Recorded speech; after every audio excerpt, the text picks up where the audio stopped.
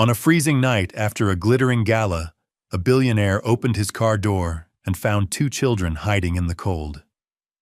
One whisper changed everything. What began as a quiet act of kindness uncovered a dangerous truth, a desperate escape, and a choice that would redefine family forever. The charity dinner ended the way all elegant nights did: soft applause, polished smiles, and glasses left half full. Jonathan Hale stepped out of the restaurant just after 10. The cold met him instantly, sharp and honest, slicing through the tailored comfort of his navy coat. Snow dusted the sidewalk like unfinished thoughts. His driver opened the door. Warm air rushed out. Jonathan slid into the back seat and loosened his tie, already drifting toward the quiet he preferred. The city outside blurred into streaks of white and amber. Then he froze. Something was wrong. The air in the car felt crowded. Jonathan turned slowly. On the far end of the back seat, curled tight against the leather, sat a child. No two shapes. One small, one impossibly smaller. A girl, thin as winter itself, wrapped both arms around a bundled baby, her back pressed into the corner like she was trying to disappear into it. They were silent. No crying, no movement. Just breath-short, careful breaths.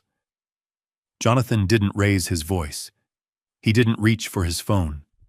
His mind trained for crisis meetings and hostile takeovers, searched for the right response and found none. The girl looked up. Her eyes were too alert for someone her age. Wide, yes, but steady. Protective. She pulled the baby closer, shielding her with her own body. The driver noticed the stillness and turned halfway. Sir Jonathan lifted a hand, stopping him. Outside, a laugh drifted from the restaurant. A door closed. Life continued unaware. Inside the car, the world had narrowed to one fragile moment. Jonathan cleared his throat gently, as if loud sounds might shatter something invisible. "It's okay," he said, not sure who he was trying to convince. The girl swallowed. Her lips trembled, but her voice didn't. For a heartbeat, no one moved. The baby shifted slightly, a soft sound escaping her lips. Instantly, the girl adjusted her grip, rocking just enough to soothe her, instinctive and practiced. Jonathan noticed everything. The girl's sleeves were frayed too short for her arms. Her shoes were mismatched. Snowmelt dampened the hem of her clothes. She was cold, deeply cold, but she never loosened her hold on the baby. She stared at Jonathan like he might vanish if she blinked. Then she spoke. So quietly it barely reached him. "Please." Jonathan leaned in a little, careful not to invade the space she had claimed. "Please," she repeated, her voice thin but steady. We're really cold." The words weren't dramatic. No sobbing, no pleading gestures, just a fact. Something in Jonathan's chest shifted, subtle, unsettling. He had heard countless requests in his life. Demands, negotiations, threats disguised as politeness. This wasn't any of those. "How old are you?" he asked softly. The girl hesitated. Her gaze flicked to the baby, then back to him. 8, she said. And the girl's arms tightened. "She's a baby." Jonathan nodded, accepting that answer without pushing further. The driver cleared his throat. "Sir, should I?" "No," Jonathan said more firmly this time. "Not yet." The girl flinched at the edge in his tone, and he immediately softened his voice. "You're safe here," he said. "No one's in trouble." The word trouble made her eyes flicker again. Jonathan made a decision, then not loud, not heroic, just human. "Let's get you warm," he said. "That's all." The girl searched his face, weighing something far heavier than trust. Finally, she nodded once. Outside, snow began to fall again. The car pulled away from the curb, smooth and silent. The girl stiffened at first, bracing as if she expected the worst. Jonathan noticed and spoke calmly, narrating the moment like one might for a frightened child. "We're going somewhere warm," he said. "My house. You can rest." She didn't answer, but she didn't resist. The city lights passed in slow motion. Jonathan removed his coat and carefully placed it over both children, leaving space for the baby's face. The girl hesitated, then allowed it, tucking the fabric around the baby before herself. That small detail struck him harder than he expected. She always put the baby first. Minutes passed, the car filled with quiet heat. The girl's shivering eased, though she remained alert, eyes open, never fully relaxing. Jonathan watched from the corner of his eye. "What's your name?" he asked gently. A pause. "Lila. And the baby?" Another pause, longer this time. "Maya." Jonathan repeated the names, committing them to memory. When the gates of his estate came into view, Lila stiffened again, her body tensing, as if preparing to flee. He noticed. "We'll just warm up," he said. "Eat something. Then we'll talk." "Okay." Lila looked down at Maya's sleeping face. Jonathan waited. Finally, she whispered, "Okay." The gates opened. As the car rolled inside, Jonathan felt the weight of the moment settle fully on him. This wasn't an act of charity. It wasn't a headline. It was a choice. One that would change all of their lives. Jonathan's house did not feel like a mansion at night. It felt like a shelter. The lights were low, warm, deliberate. The kind designed to calm, not impress. As the door closed behind them, the cold retreated, left behind, like an uninvited guest. Lila stopped just inside the entrance. Her feet were planted, her body angled protectively around Maya. She didn't move until Jonathan did, until he knelt slightly, placing a folded blanket on the floor between them. "You can sit," he said gently. "You don't have to hold her the whole time." Lila shook her head. Jonathan didn't insist. Instead, he turned away, giving her space. He instructed a staff member in a low voice. "Soup, warm milk, nothing heavy, nothing rushed." When he turned back, Lila had shifted to the edge of the couch, still holding Maya, still alert. Jonathan noticed how carefully she kept the baby's head supported, how she checked her breathing every few seconds.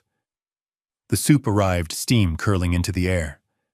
Jonathan placed the bowl within Lila's reach, then stepped back again. Lila stared at it, unmoving. "Eat," Jonathan said softly. "For her." That did it.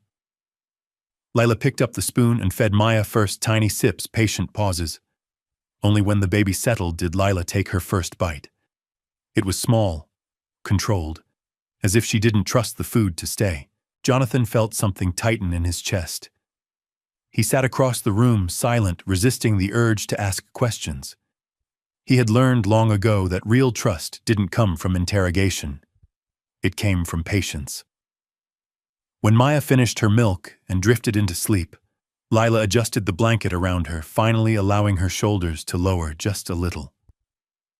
Jonathan noticed her eyelids flutter. "You can sleep," he said. "No one will take her." Lila looked up sharply. "You promise," she whispered. Jonathan met her gaze without hesitation. "I promise." For the first time that night, Lila closed her eyes. Morning light crept quietly into the room. Jonathan had slept little. He spent most of the night in his study reviewing emails he didn't read, listening to the distant rhythm of the house, proof that 2 new heartbeats had entered its walls. When he returned to the living room, Lila was awake. She sat cross-legged on the couch, Maya cradled against her chest. Her eyes followed him carefully, like she was tracking an unfamiliar pattern. "You slept?" he asked. She nodded once. Maya stirred, releasing a soft sound. Lila responded instantly, rocking her, murmuring words too quiet to hear. Jonathan sat across from her, keeping the distance intentional. "I won't ask you anything you don't want to answer," he said. "But I need to know how to help." Lila studied him. "You're rich," she said plainly. Jonathan almost smiled. "Yes, rich people call people," she said. "They don't wait." That landed harder than any accusation. "I haven't called anyone yet," Jonathan replied. "But I do have to eventually. There are rules." Lila's grip tightened. "They'll take her," she said. "They always do." Jonathan leaned forward slightly. Who is they? Layla hesitated. Her gaze dropped to Maya's face. The place, she said, where I lived. Jonathan didn't press. Her name is Maya, Layla added quietly. She's not my sister, but she's mine. Jonathan nodded. I understand. Layla looked up, surprised by the lack of argument. She cries when they move, her Layla continued. So I don't let them. Jonathan felt a cold clarity settle in his mind. Not fear, focus. I need to call someone who protects kids, he said carefully. Not hurts them.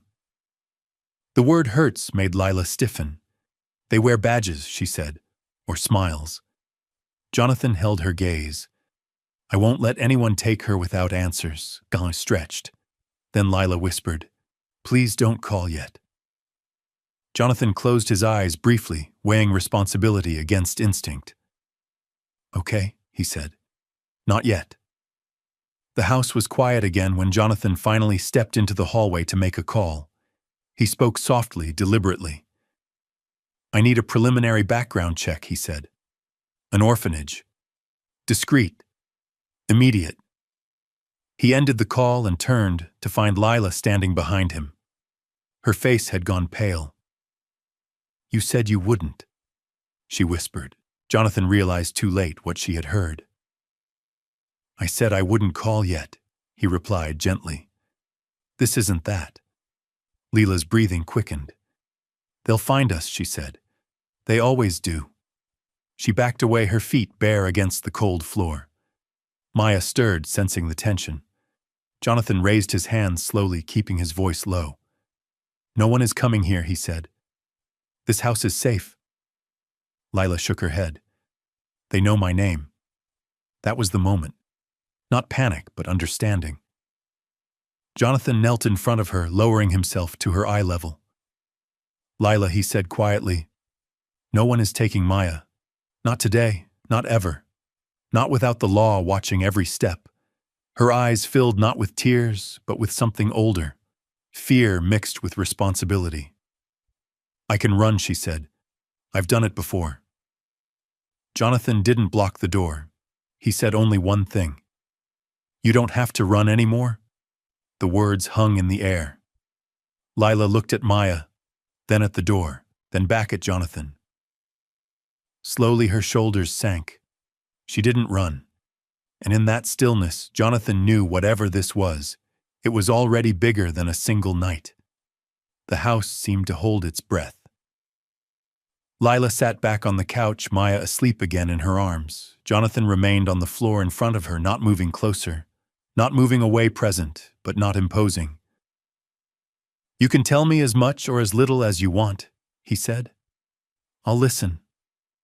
Layla didn't speak right away. Her eyes traced the edge of the room, mapping exits, measuring distances. A habit formed somewhere else, somewhere colder. They say it's safe, she finally said. The place? Jonathan nodded. But kids leave, she continued. They don't come back. Jonathan felt the shift, the moment when a story stopped being vague and started becoming real. What happens to them, he asked. Layla shook her head. They don't tell us. They just say, someone wanted them. She adjusted Maya's blanket. Maya cried a lot at first. They said she was too much work. Jonathan's jaw tightened, though his voice stayed calm. And you? They said I was old enough to understand rules. Jonathan absorbed that quietly. I didn't want them to separate us, Layla said. So I hid her. Then I ran. The words were simple. The choice behind them was anything but. Jonathan didn't praise her. He didn't dramatize it. You did what you thought was right, he said. Layla looked at him sharply, like she had expected judgment. You're not mad. No, he replied. I'm concerned. That seemed to confuse her more than anger would have. I don't want to go back, she whispered. Please. Jonathan leaned forward slightly. Then we won't rush anything. Layla exhaled slowly, like she had been holding her breath for years. Outside, snow began to fall again, soft, steady. Inside, a fragile truth had finally been spoken. Jonathan moved quietly that afternoon, careful not to disturb the fragile calm. He made calls from his study, controlled, measured, precise. This wasn't a corporate acquisition. It was something far more delicate. "I need records," he said. "Licensing transfers, financial trails. Everything." He hung up and stared at the city beyond the glass. Money had always opened doors for him. Tonight he needed it to open the right ones. When the first report arrived, his expression hardened. The orphanage was legally registered, clean on paper. But the numbers didn't add up. Children listed as transferred without corresponding placement records. Donations that vanished into vague expenses. Jonathan felt a familiar cold focus settle in. This wasn't chaos. It was design. Lila watched him from across the room as he reviewed the documents on his tablet. She didn't ask questions. She just observed quietly, gauging whether the ground beneath her was shifting again. Jonathan set the tablet down and looked at her. "I'm looking into the place you mentioned," he said, carefully. Lila hugged Maya closer. "They'll say I'm lying," she said. "They can say whatever they want," Jonathan replied. "The truth leaves marks." That evening, his security team reported something else. The orphanage had filed a notice, a missing child report. 2, technically. Jonathan closed his eyes. "Are they looking?" Lila asked. "Yes," he answered honestly. "But not here." She nodded, absorbing the information with unsettling maturity. "Will they come to your house?" she asked. Jonathan met her gaze. "If they do, they won't walk in uninvited." That night, Jonathan increased security, not visibly, not dramatically. Just enough. Lila noticed anyway. "You're protecting us," she said quietly. "Yes," he replied. No hesitation, no qualifiers. For the first time since she had entered his car, Lila allowed herself to believe it just a little. The report came in after midnight. Jonathan read it twice, then a third time, making sure he wasn't imagining the implications. There were irregular adoptions, undocumented transfers. A pattern of infants moved faster than older children. Too fast. This wasn't neglect. It was exploitation hidden behind paperwork. Jonathan closed the file and leaned back, staring at the ceiling. He knew what had to be done, but knowing didn't make it easy. He walked to the guest room where Lila and Maya slept. The door was slightly open. Lila lay curled protectively around the baby, one arm draped over her like a shield. Jonathan didn't wake them. Instead, he stepped back and called his lawyer. "I need to initiate a formal report," he said. "Full cooperation with child services and law enforcement, but under legal supervision." He paused. "And I want temporary guardianship filed immediately." When he ended the call, something shifted inside him. Not fear, not doubt. Commitment. By morning, official notices would be issued, investigations launched. The quiet night would end. But when Lila woke, Jonathan was there, seated nearby, coffee untouched. "They're looking into it," he said gently. "Properly, legally." Lila searched his face, and Jonathan didn't dodge the question. "I'm not letting you face this alone." Her eyes filled not with tears, but with something fragile and dangerous. "Hope." She nodded once. That was when Jonathan understood the weight of what he had chosen. This wasn't about money. It wasn't about saving someone. It was about standing between two children and a world that had already failed them once and refusing to move. They arrived just after noon. 2 adults in neat coats stood at the front gate, badges visible, voices calm. They didn't raise their tone. They didn't rush. But they were there for the children. Jonathan watched the security feed from his study while his legal team listened in real time. Every word mattered now. "I'll speak with them," Jonathan said. He met them at the door, posture relaxed, expression neutral. "We're from Brightwell Children's Home," the woman said, offering a practiced smile. "We're here to retrieve 2 minors reported missing." Jonathan nodded. "Of course. My lawyer is present." The smile faltered just slightly. "We believe the children were taken," the man added. "Without consent." Jonathan didn't argue. "I've filed a temporary guardianship request," he said evenly, "and a formal report regarding irregularities in your institution." Silence. The woman's eyes flicked past him, scanning the interior. "Where are the children?" she asked. Jonathan didn't answer. "They are safe," he said, "and they will remain so until this is resolved legally." Inside, Lila stood frozen near the staircase, Maya asleep in her arms. Jonathan had instructed staff not to move her. Minutes passed. Phones buzzed. Lawyers spoke. Finally, the visitors stepped back. "This isn't over," the man said. Jonathan met his gaze. "It has already begun." When the door closed, Jonathan released a slow breath. Lila hadn't cried. She hadn't run. She simply whispered, "They found us." Jonathan knelt beside her. "They found paperwork," he said. "Not you." By evening, the story had shifted. Headlines didn't ask questions. They suggested answers. Tech billionaire under investigation for alleged child abduction. Jonathan read the article without expression. He had seen worse in hostile takeovers. But this wasn't business. Lila noticed the change immediately. "They're saying bad things about you," she said quietly. Jonathan closed the tablet and set it aside. "They're saying things about a situation they don't understand," he replied. "That happens." "But you helped us," she insisted. "I know," he said. That was all that mattered. His legal team worked efficiently, filing statements, releasing carefully worded facts.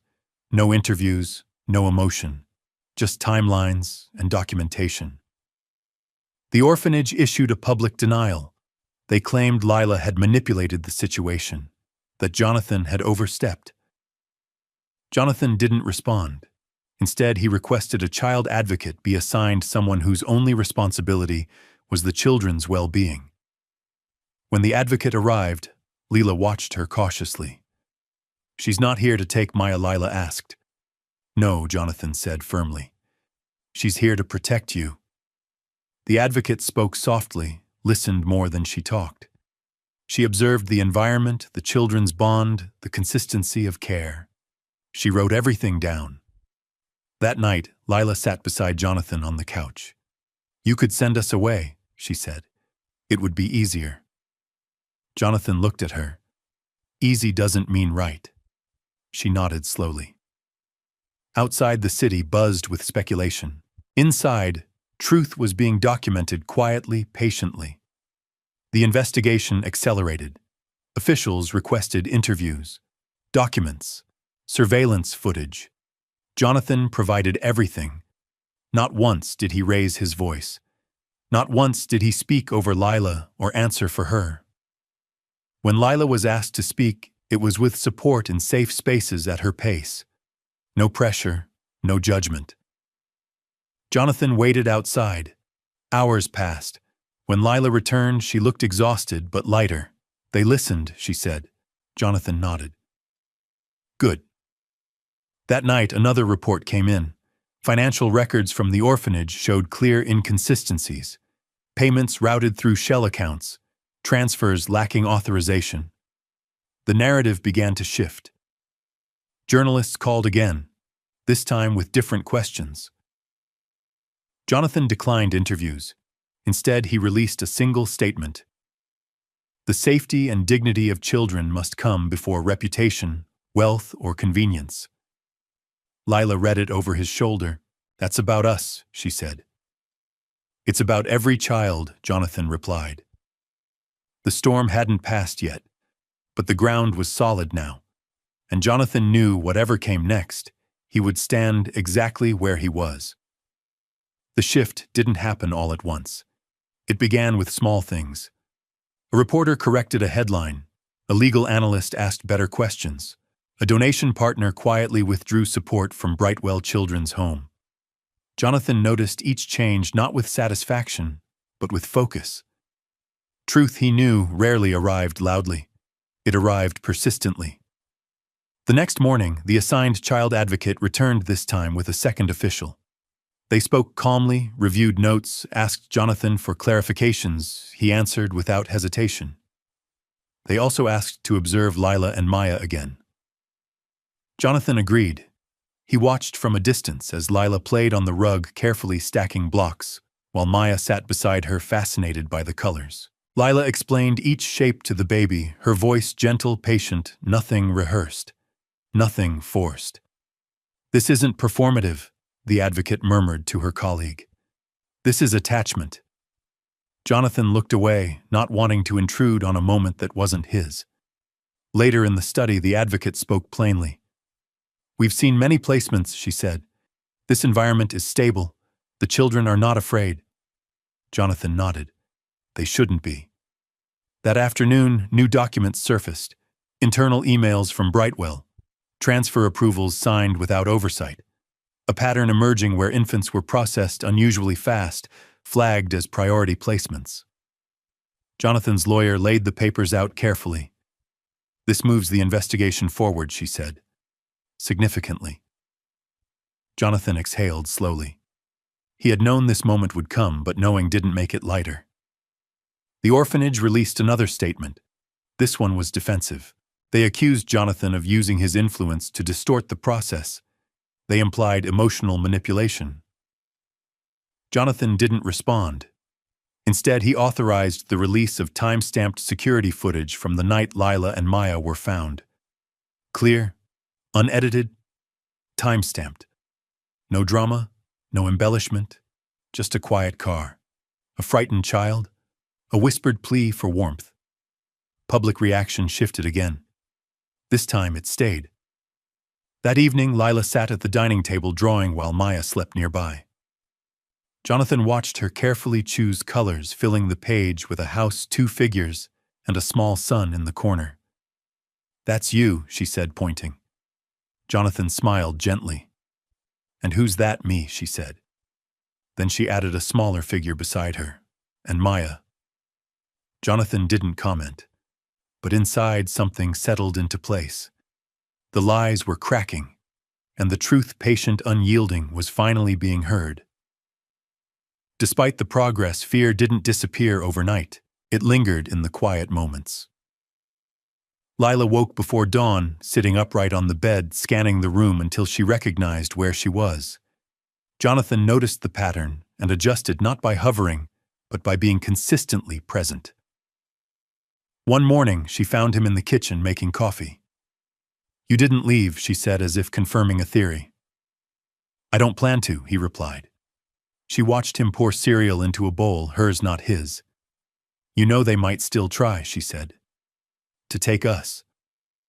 Jonathan knelt so they were eye to eye. "I know," he said, "and that's why we're doing this the right way." Lila frowned slightly. "What if the right way is slow?" Jonathan considered that. "Then we stay patient," he said. "Together." Later that day, Lila was scheduled to speak again, this time with a specialist trained to work with children. Jonathan explained the process in advance, step by step. No surprises, he promised. Lila listened carefully. "Can Maya stay with me?" she asked. "Yes." "Can you be nearby?" "Yes." That was enough. The session was quiet, gentle, focused on understanding, not extracting. Lila spoke in fragments, how she learned to heat bottles, how she watched adults carefully, how she knew when to be invisible. The specialist didn't interrupt. When it ended, Lila looked tired but relieved. "I told them I didn't steal her," she said quietly to Jonathan afterward. "I protected her." Jonathan met her gaze. "That's exactly what you did." That evening, Brightwell's legal counsel requested a meeting. Jonathan declined. Instead, he allowed his lawyers to handle it formally, firmly. A restraining notice was issued. The orphanage was instructed to cease direct contact. Lila read the notice with Jonathan. "They can't come here?" she asked. "No," he said. "They can't." She nodded, absorbing the words carefully, like something fragile that might break if mishandled. That night, she fell asleep faster than usual. Jonathan stood at the doorway, listening to the steady rhythm of 2 peaceful breaths. For the first time, fear had loosened its grip, not gone, but gentler, and that Jonathan knew was how healing began. The courtroom wasn't dramatic.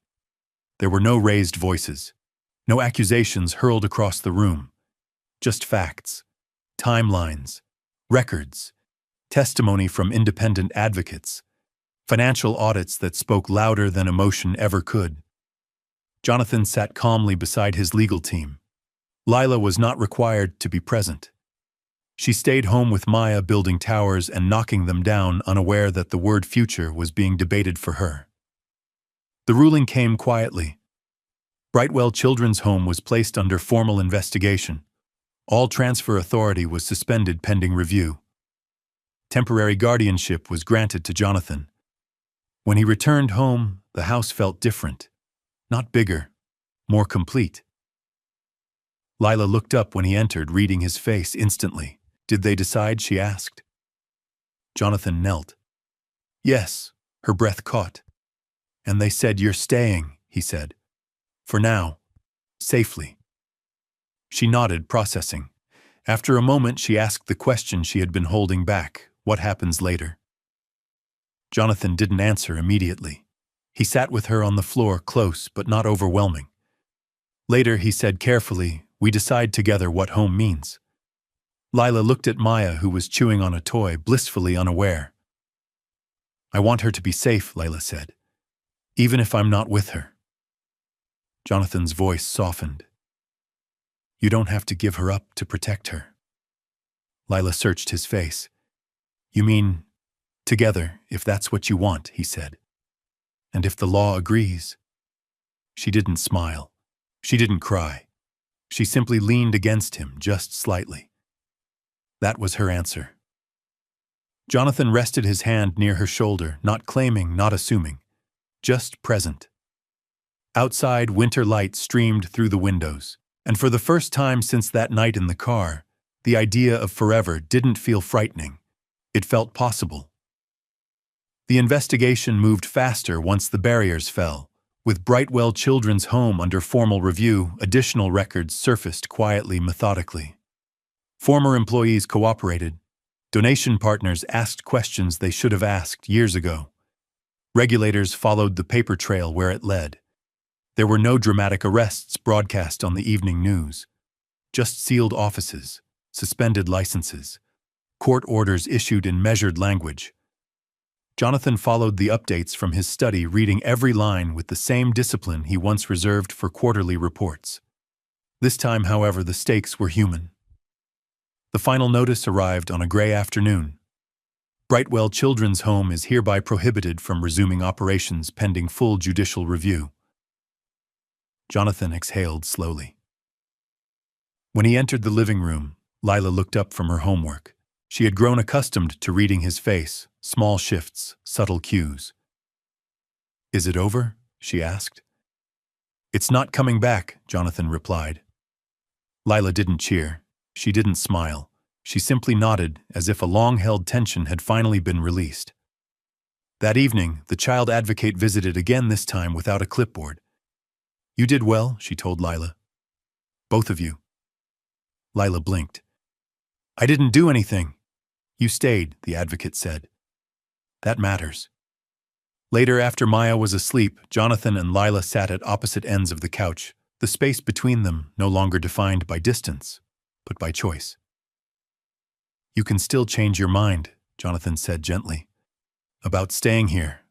About me." Lila looked at him seriously.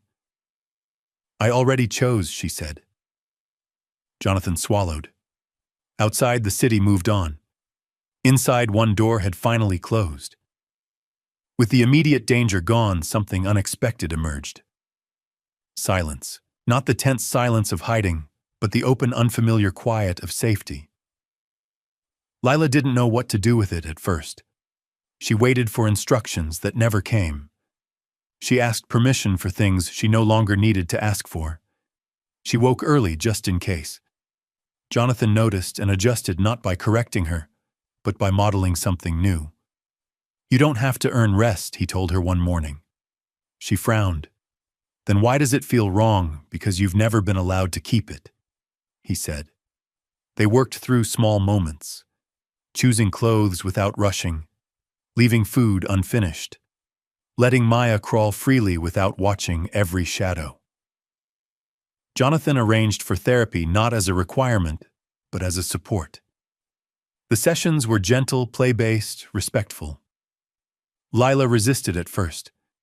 "She's just going to tell me I'm sad," Lila said. "She's going to listen," Jonathan replied. That made a difference. In one session, Lila built a house out of blocks, strong walls, wide windows, no doors. The therapist didn't comment. In the next, she added a door, then two. Progress came in quiet increments. At home, Jonathan learned too. He learned when to speak and when to sit back, when to offer help and when to let silence do its work. One afternoon, Lila surprised him. "Can I call you Jonathan?" she asked. "Of course. Not sir. Definitely not." She considered that. A week later, she asked another question. "What do kids call someone like you?" Jonathan paused. "They call him what feels right," he said. She didn't respond, but that night as he tucked a blanket around Maya, Lila watched him with an expression that was no longer guarded. It was curious. The adoption process was slow. Intentionally so. Every document was reviewed. Every interview conducted with care. Lila was included in every age-appropriate step, not as a subject, but as a participant. She was asked questions about school, about routines, about what made her feel safe. Her answers were simple. Maya sleeping near me, knowing where my shoes are. Lights on, but not bright. Jonathan listened to every word. One afternoon, Lila asked to see the papers. "These are the ones that decide," she asked. "They help," Jonathan replied. "But they don't decide alone." She traced her finger along the edge of the folder. "If I say no," she asked quietly, "will you be mad?" Jonathan met her eyes. "No." She studied him, searching for cracks. "And if I say yes," Jonathan's voice was steady, "then I'll be honored." That night, Lila didn't sleep right away. She sat on her bed, Maya curled beside her, thinking about words she had never used before. Family, permanence, choice. The next morning, she found Jonathan in the kitchen. "I don't want to run anymore," she said. Jonathan waited. "I want to stay," she finished. "Both of us." Jonathan knelt in front of her. "Then we'll do this together," he said. Slowly, safely. She nodded. Outside, spring began to soften the edges of winter. Inside, a family unusual, unexpected real was taking shape. Not built on rescue, but on trust. The adoption hearing wasn't scheduled in the kind of courtroom people imagined when they heard the word court. No dark wood drama, no shouting, no strangers glaring from the back row. This one felt almost quiet, like the law was trying in its own careful way to be gentle. Jonathan Hale wore a simple charcoal suit instead of anything expensive. No watch that screamed status, no tie meant to impress. He'd learned something since the night he found Lila and Maya in his car. Wealth was loud by default. Kindness had to be intentional. In the back seat of his sedan, Lila sat beside Maya's car seat, one hand resting on the baby's blanket, as if contact alone could keep the world stable.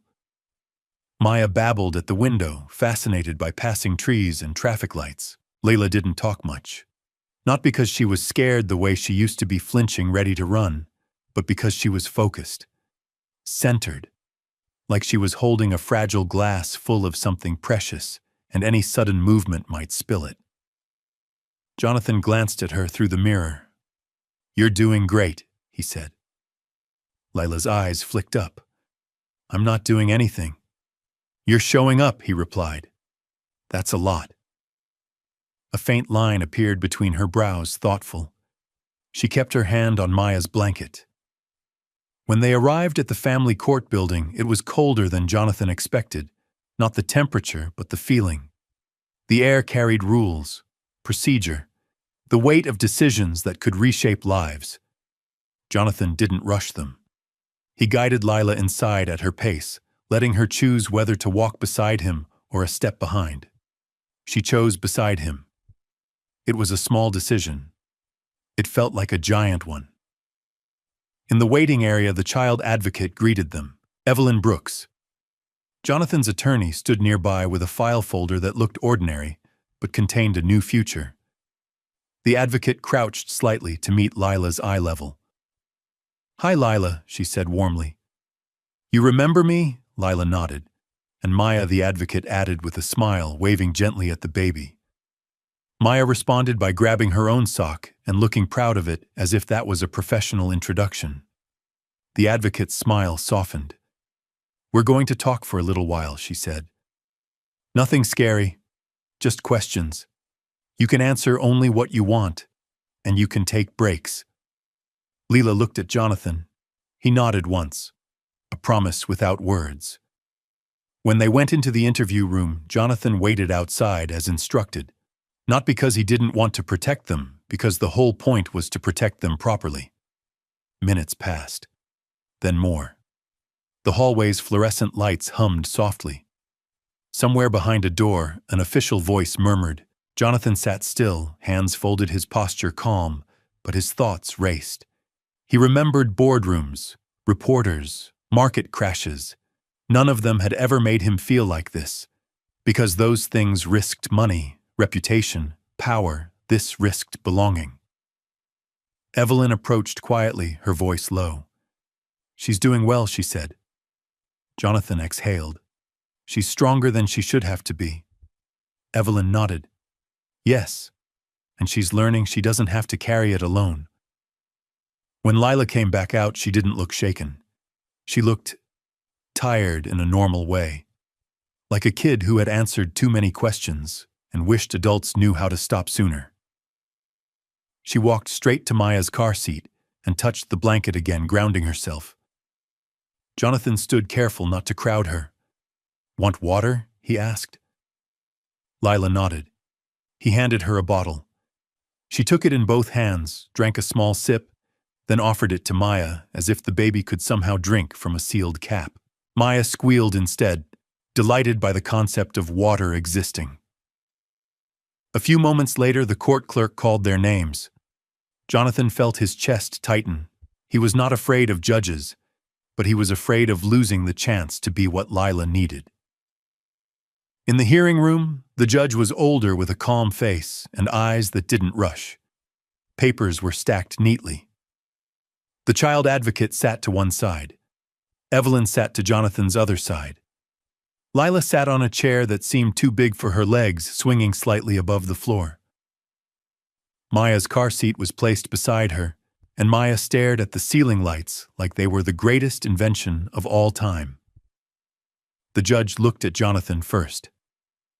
"Mr. Hale," she said, "you're requesting permanent adoption of Lila Rowan and the child known as Maya, correct?" "Yes," Jonathan answered, "if it is in their best interest."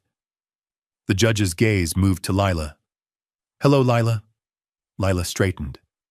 "Hi, you've had a lot of adults make decisions around you," the judge said gently. "Today I want you to know something. Your voice matters here." Lila's eyes widened slightly. The judge continued. "Do you feel safe where you are living now?" Lila glanced at Jonathan, then at Maya. "Yes," she said. "Do you feel cared for?" Lila hesitated as if the word itself was unfamiliar. Then she nodded once. "Yes." The judge leaned in slightly. "And do you understand what adoption means?" Lila took a breath. "It means you don't have to go back," she said quietly. "And you don't have to run." Jonathan's throat tightened. The judge held the silence with respect, then nodded. "That's a very good understanding," she said. The hearing continued with the advocate's report. A stable home, support services in place, school enrollment, medical checkups, therapy resources, everything done properly. Not a rescue story, a responsible plan. When the judge finally spoke, the words that mattered, her voice was steady, official, almost simple. Based on the evidence and recommendations provided, The court approves the adoption. For a heartbeat, Jonathan didn't move. Lila didn't move either. It was as if both of them needed a second to believe that real life could offer certainty. Then Maya babbled loudly, slapping her hands against the sides of her car seat like she was applauding the verdict. A small laugh escaped the court clerk. The judge smiled. "Congratulations," she said. Jonathan turned to Lila slowly, not triumphant, not possessive, just present. Lila's lips parted like she wanted to say something big and couldn't find the language for it, so she did what she had always done. She reached for Maya first, touching the baby's blanket, checking her face, making sure she was still okay. Then finally, Lila looked at Jonathan and whispered a sentence so small it almost vanished. "We can go home now?" Jonathan's eyes stung. "Yes," he said. "We can go home." And for the first time, the word home didn't sound like a place someone could take away. It sounded like something they were allowed to keep. The next morning, sunlight spilled across the kitchen floor like it belonged there. Jonathan woke early as he always did, but the house felt different now. Not quieter, softer. Like the walls had stopped listening for danger and started listening for laughter. He moved through the kitchen with careful intent. Not because anyone required it, because he wanted the day to begin gently. He made pancakes, imperfect ones. The first burned slightly. He stared at it, then quietly threw it away as if discarding a mistake could also discard old habits. He tried again. This time the pancake was lopsided but edible. He arranged it on a plate, then cut fruit into small pieces. Not too small, Maya was learning to chew new textures. Jonathan had read about it last night, twice. He set 3 cups on the table, one for him, one for Lila, one with a lid and handles for Maya. A simple scene, and yet it felt like a ceremony. He heard small footsteps on the stairs.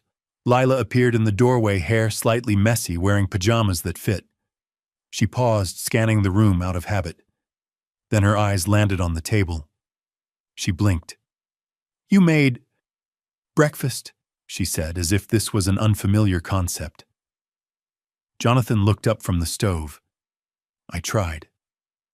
Lila walked closer, slower than usual, like she didn't want to disturb the moment. Maya followed shortly after in Jonathan's arms, sleepy, warm cheeks rosy.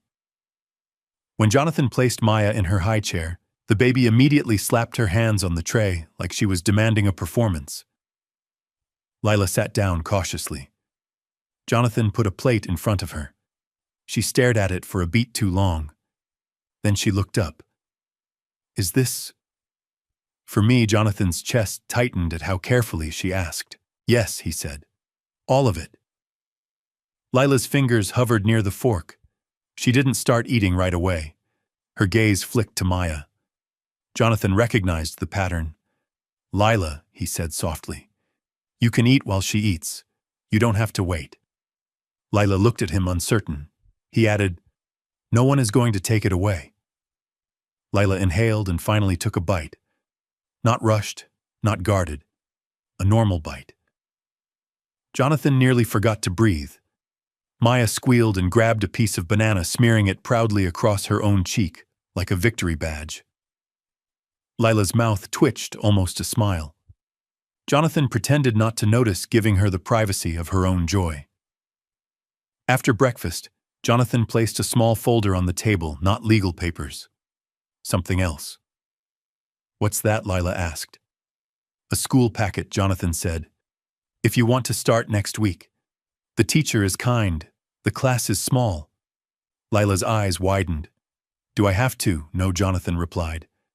"But you deserve choices." Lila touched the folder lightly like it might bite her. "Do kids ask questions?" she whispered. Jonathan understood. He sat across from her. "They might. But adults will handle what's adult. You don't owe anyone your story." Lila's shoulders lowered a fraction. A small, steadying exhale. Later, Jonathan took them outside. Not far. Just the backyard, fresh snow melting into soft grass. A clean, quiet space with no hidden corners. Lila stepped onto the porch and stopped. She looked up at the sky. The air was cool, but not cruel. Jonathan wrapped a scarf around her neck, not tugging too tight, letting her adjust it herself. "You can go back inside whenever you want," he said. Lila nodded. Maya giggled, flailing her mittened hands as if trying to catch the air. Jonathan held her securely, letting her explore safely. Lila took one step forward, then another. She crouched down and pressed her palm into the damp grass, as if testing whether it was real. Then she looked back at Jonathan. "You're not going to leave?" she asked quietly. Jonathan answered without hesitation, "No." Lila stared at him for a long second, then turned back to the yard. A bird landed on the fence. Lila watched it, still focused, her face softening. When the bird flew away, she spoke again so quietly, Jonathan almost missed it. "What do I call you?" she asked. Jonathan's throat tightened. He could have offered a word. He could have suggested Dad or anything close to it. But he didn't, because this wasn't a performance. It was trust. He said, "Whatever feels true." Lila swallowed. Maya squealed again, delighted by something invisible, and Jonathan laughed softly without meaning to. Lila glanced at him. Then, almost like she was trying on a new language, she whispered, "Jonathan is okay." Jonathan nodded, careful with his own emotions. "Then Jonathan it is." That afternoon, they built a small shelf in Lila's room for Maya's things, bottles, toys, diapers neatly stacked. Lila arranged the items with serious attention, then stepped back as if admiring proof that life could be organized.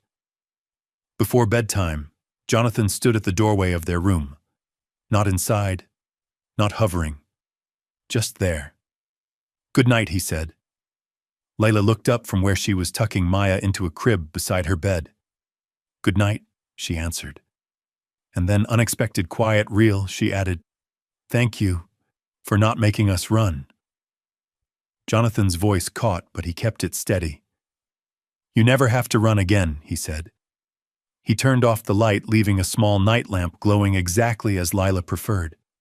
As he walked away, the house behind him didn't feel like a mansion. It felt like a home that had learned 2 new names and decided to keep them. Months later, the snow was gone. Spring had settled into the city quietly, like it didn't want to interrupt anything important. The trees in Jonathan's neighborhood had begun to bloom again, soft colors replacing sharp edges.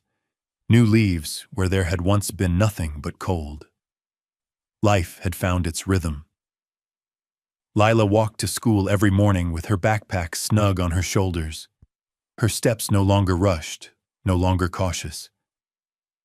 She had friends now. Not many, but real ones. Children who knew her favorite color, not her past. Maya had learned to walk. Her first steps happened in the living room between the couch and the coffee table. Lila had been the one sitting on the floor, arms open, whispering encouragement, while Jonathan watched from a careful distance. When Maya wobbled forward and collapsed into Lila's lap, the laugh that filled the room didn't sound fragile anymore. It sounded free. Jonathan learned something too. He learned how to slow down without feeling like he was losing control, how to listen without planning responses, how to be present without trying to fix everything. Some nights, Lila would sit at the kitchen table doing homework while Jonathan worked nearby. They didn't always talk. They didn't need to. Silence, once dangerous, had become safe. One evening, Lila asked a question that Jonathan knew would come eventually. "Why did you stop?" she asked. Jonathan looked up from his laptop. "Stop what?" "From the car," she said. "That night." Jonathan thought for a moment. "Because you weren't invisible," he said honestly. Lila considered that. "I felt invisible," she admitted. Jonathan closed the laptop. "People feel invisible when they think no one is watching," he said. "But I was." Lila nodded, slowly absorbing the idea.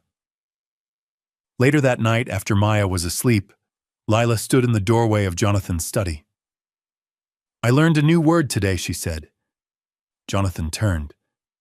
"What word?" "Rescue," she replied. Jonathan smiled faintly. And what do you think it means?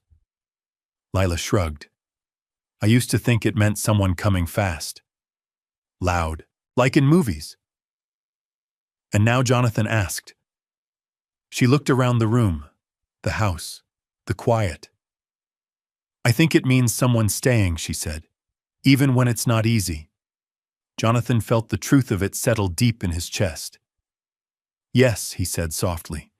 That's exactly what it means. That summer they planted a small tree in the backyard. Lila chose it a young maple not too tall with roots that needed time. Jonathan dug the hole.